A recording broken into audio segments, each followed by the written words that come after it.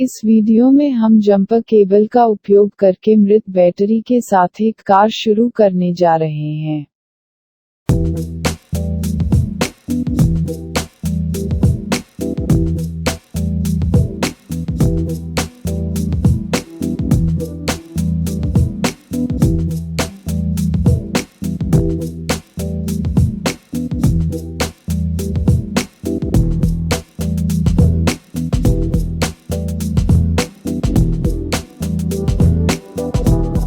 Dead battery के negative terminal को खोजें और उसमें जंपर केबल की काली क्लिप को संलग्न करें। डेड बैटरी के पॉजिटिव टर्मिनल का पता लगाएं और उसमें जंपर केबल की लाल क्लिप संलग्न करें।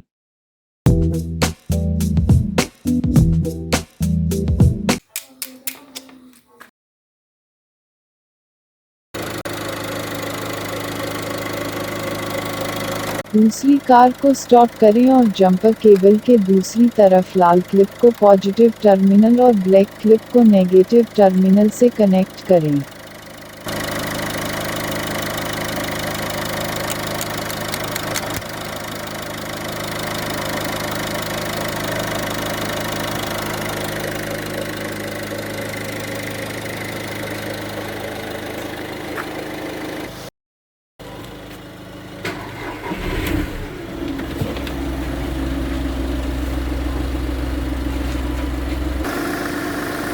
कार सफलतापूर्वक शुरू हुई और हम बैटरी से जंपर केबल क्लिप निकाल सकते हैं। कुछ मिनटों तक कार चलाते रहें।